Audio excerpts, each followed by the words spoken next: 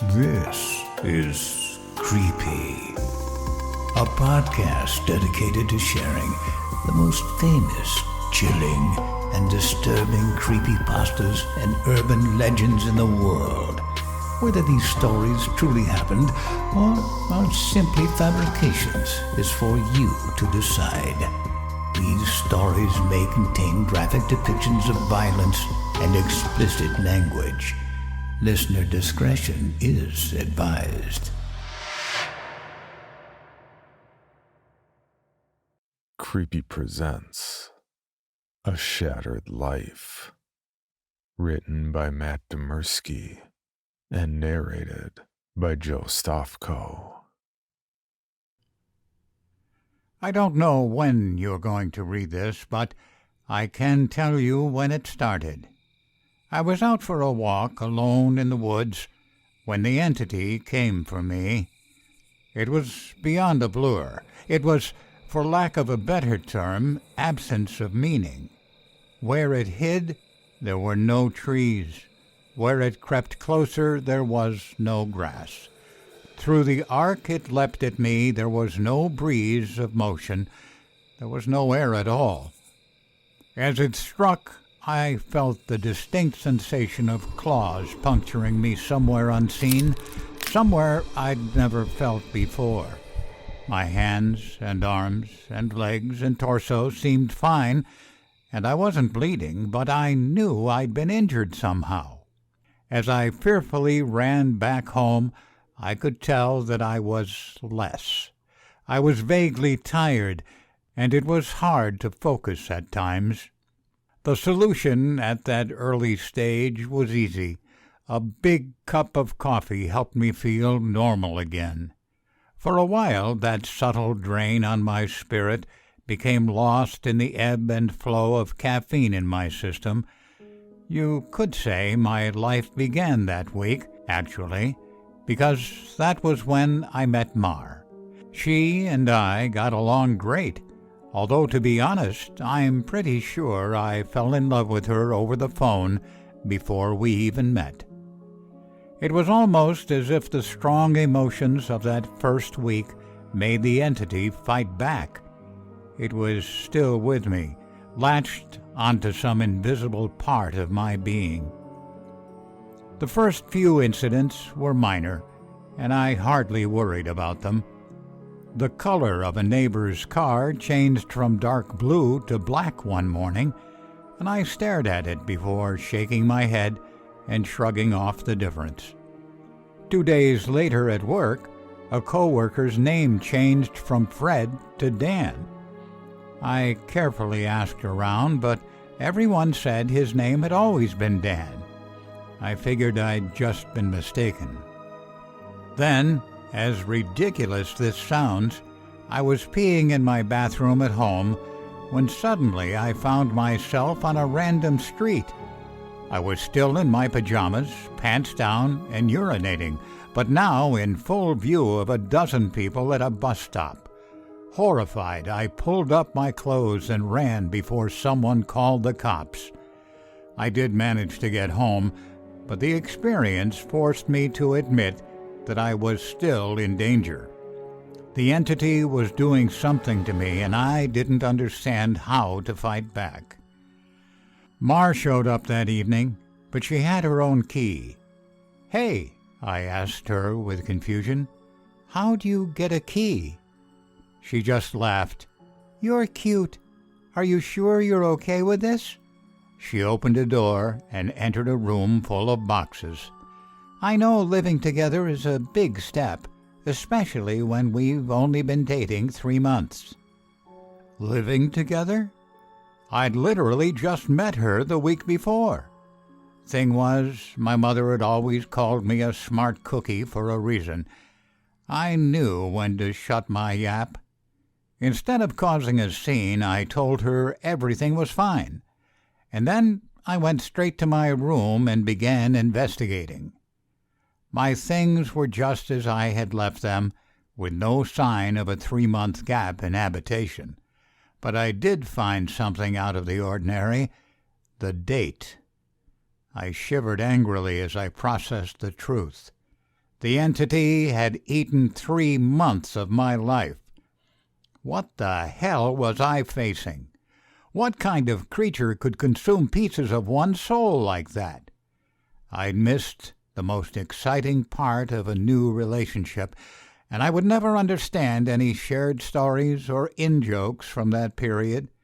Something absurdly precious had been taken from me, and I was furious. The fury helped suppress the entity. I never imbibed alcohol. I drank coffee religiously. I checked the date every time I woke up. For 3 years I managed to live each day while observing nothing more than minor alterations. A social fact here and there, someone's job, how many kids they had, that sort of thing. The layout of nearby streets, the time my favorite television show aired, that kind of thing. Always those changes reminded me the creature still had its claws sunk into my spirit. Not once in 3 years did I ever let myself zone out. One day, I grew careless. I let myself get really into the season finale of my favorite show. It was gripping, a fantastic story. Right at the height of the action, a young boy came up to my lounger and shook my arm. Surprised, I asked, "Who are you? How did you get in here?" He laughed and smiled brightly. "Silly Daddy." My heart sank in my chest. I knew immediately what had happened. After a few masked questions, I discovered that he was 2 years old and that he was my son. The agony and heartache filling my chest was nearly unbearable. Not only had I missed the birth of my son, I would never see or know the first years of his life. Mar and I had obviously gotten married and started a family in the time that I'd lost, and I had no idea what joys or pains those years contained. It was snowing outside. Holding my sudden son in my lap, I sat and watched the flakes fall outside. What kind of life was this going to be if slips in concentration could cost me years? I had to get help. The church had no idea what to do. The priests didn't believe me and told me I had a health issue rather than some sort of possession. The doctors didn't have any clue. Nothing showed up on all their scans and tests, but they happily took my money in return for nothing. By the time I ran out of options, I had decided to tell Mar. There was no way to tell what this all looked like from her side. What was I like when I wasn't there? Did I still take our son to school? Did I still do my job? Clearly I did, because she seemed to be none the wiser. But I still had a horrible feeling that something must have been missing in her life when I wasn't actually home inside my own head. But the night I set up a nice dinner in preparation, she arrived not by unlocking the front door, but by knocking on it. I answered and found that she was in a nice dress. She was happily surprised by the setting on the table. "A fancy dinner for a second date? I knew you were sweet on me." Thank the Lord I knew when to keep my mouth shut. If I'd gone on about being married and having a son, she might have run for the hills. Instead, I took her coat and sat down for our second date. Through carefully crafted questions, I managed to deduce the truth. This really was our second date.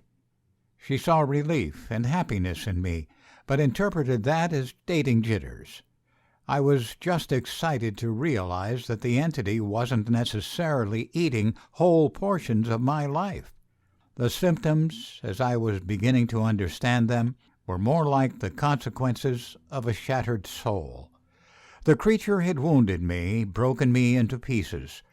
Perhaps I was to live my life out of order, but at least I would actually get to live it. And so it went for a few years, from my perspective. While minor changes in politics or geography would happen daily, major shifts in my mental location only happened every couple of months. When I found myself in a new place and time in my life, I just shut up and listened, making sure to get the lay of the land before doing anything to avoid making mistakes. On the farthest flung leap yet, I met my 6-year-old grandson, and I asked him what he wanted to be when he grew up. He said, "Writer," and I told him that was a fine idea. Then I was stuck back in month 2 of my relationship with Mar, and I had the best night with her on the riverfront. When I say the best, I mean the best. Knowing how special she would become to me, I asked her to move in. I got to live through what I'd missed the first go-round, and I came to understand that I was never mentally absent. I would always be there, eventually. When we were moving her boxes in, she stopped for a moment and said she marveled at my great love, as if I'd known her for a lifetime and never once doubted she was the one.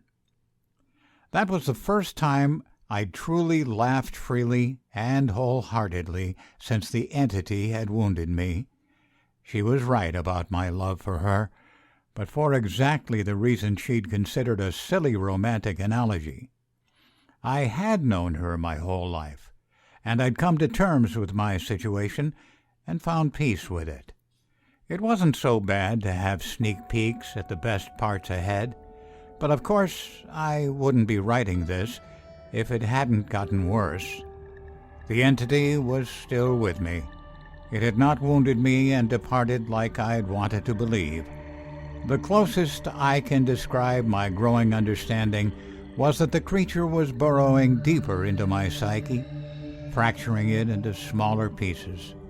Instead of months between major shifts, I began having only weeks. Once I noticed that trend, I feared my ultimate fate would be to jump between times in my life heartbeat by heartbeat, forever confused, forever lost.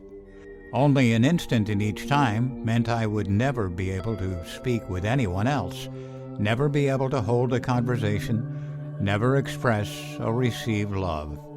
As the true depth of that fear came upon me, I sat in an older version of me and watched the snow falling outside. That was the one constant in my life. The weather didn't care who I was or what pains I had to face. Nature was always there. The falling snow was always like a little hook that kept me in a place. The pure emotional peace it brought was like a panacea on my mental wounds, and I'd never yet shifted while watching the pattern of falling white and thinking of the times I'd gone sledding or built a snow fort as a child. A teenager touched my arm. "Grandpa?" "Eh?" He'd startled me out of my thoughts, so I was less careful than usual. "Who are you?" He half grinned, as if not sure whether I was joking. Handing me a stack of papers, he said, "It's my first attempt at a novel. Would you read it and tell me what you think?" Ah, of course. Pursuing that dream of being a writer, I see. He burned bright red. Trying to, anyway. "All right, run off, and I'll read this right now." The words were blurry, and, annoyed, I looked for glasses I probably had for reading. Being old was terrible, and I wanted to leap back into a younger year, but not before I read his book. I found my glasses in a sweater pocket and began leafing through. Mar puttered in and out of the living room, still beautiful, but I had to focus.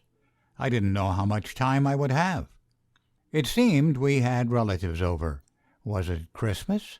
A pair of adults and a couple kids I didn't recognize tromped through the hallway, and I saw my son, now an adult, walk by with his wife on the way out the door. As a group, the extended family began sledding outside.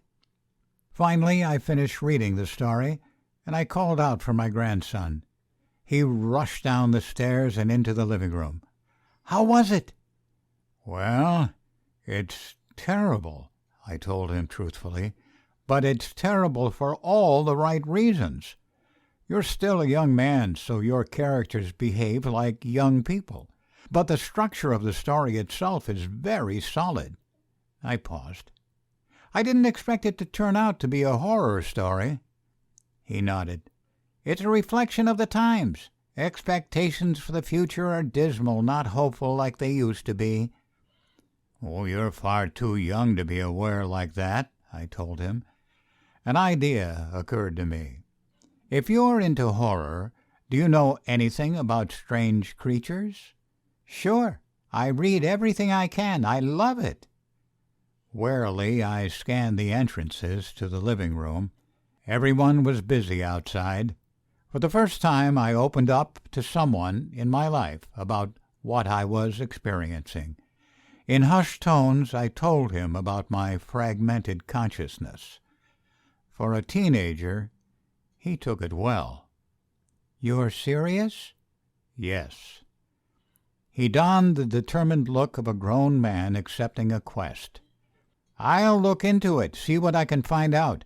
You should start writing down everything you experience. Build some data. Maybe we can map your psychic wound." Wow. Sounds like a plan. I was surprised. That made sense, and I hadn't expected him to have a serious response. "But how will I get all the notes in one place?" "Let's come up with somewhere for you to leave them," he said, frowning with thought. "Then I'll get them, and we can trace the path you're taking through your own life, see if there's a pattern." For the first time since the situation had gotten worse, I felt hope again. How about under the stairs? Nobody ever goes under there."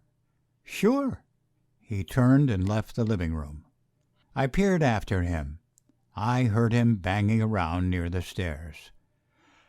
Finally he returned with a box, laid it on the carpet, and opened it to reveal a bursting stack of papers. He exclaimed, "Holy crap!" But of course, being a teenager, he really didn't say crap. Taken aback, I blinked rapidly, forgiving his cussing because of the shock. "Did I write those?" He looked up at me with wonder. "Yeah, or you will. You still have to write them and put them under the stairs after this." He gazed back down at the papers and then covered the box.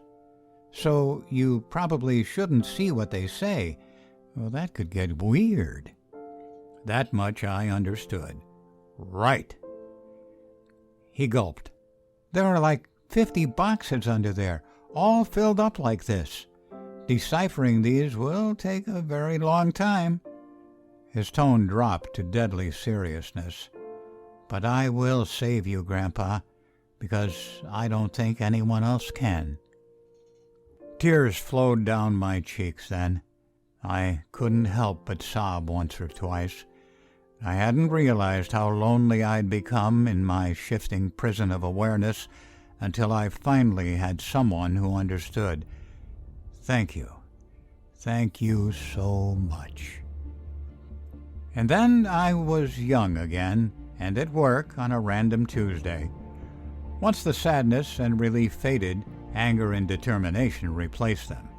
After I finished my work, I grabbed some paper and began writing.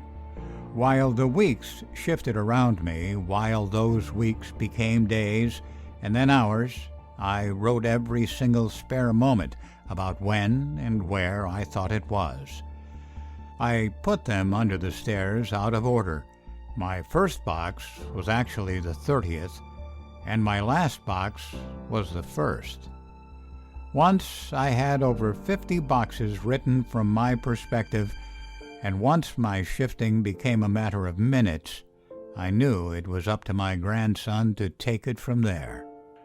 I put my head down and stopped looking. I couldn't stand the river of changing awareness any longer. Names and places and dates and jobs and colors and people were all wrong and different. I'd never been older. I sat watching the snow fall. A man of at least 30 that vaguely I recognized entered the room. "Come on, I think I finally figured it out." I was so frail that moving was painful. "Are you him? Are you my grandson?" "Yes." He took me to a room filled with strange equipment and sat me in a rubber chair facing a large mirror twice the height of a man. The pattern finally revealed itself. "How long have you worked on this?" I asked him, aghast. "Tell me you didn't miss your life like I'm missing mine." His expression was both stone cold and furiously resolute. "It'll be worth it." He brought 2 thin metal rods close to my arm and then nodded at the mirror. "Look, this shock is carefully calibrated." The electric zap from his device was startling, but not painful. In the mirror I saw a rapid, arcing light silhouette appear above my head and shoulder. The electricity moved through the creature like a wave, briefly revealing the terrible nature of what was happening to me. A bulging, leech-like mouth was wrapped around the back of my head, coming down to my eyebrows and touching each ear, and its slug-like body ran over my shoulder and into my very soul.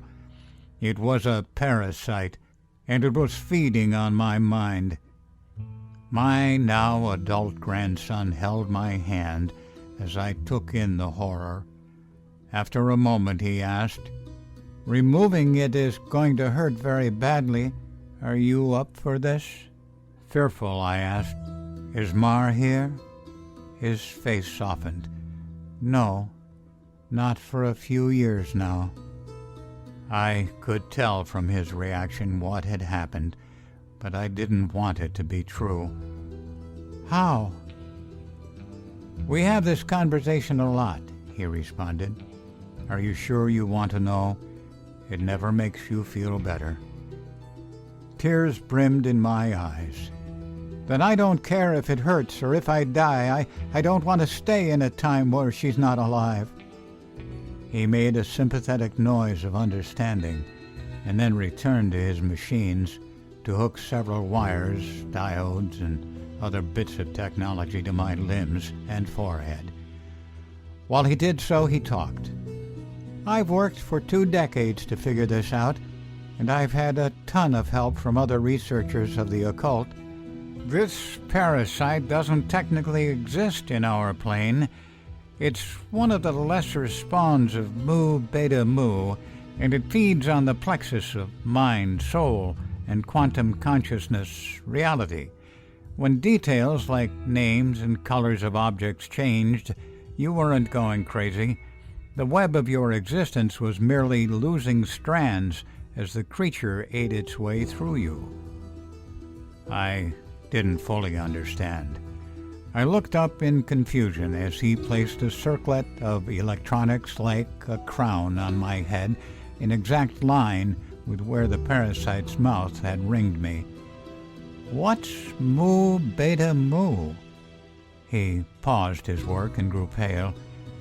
I forgot that you wouldn't know. You're lucky, believe me."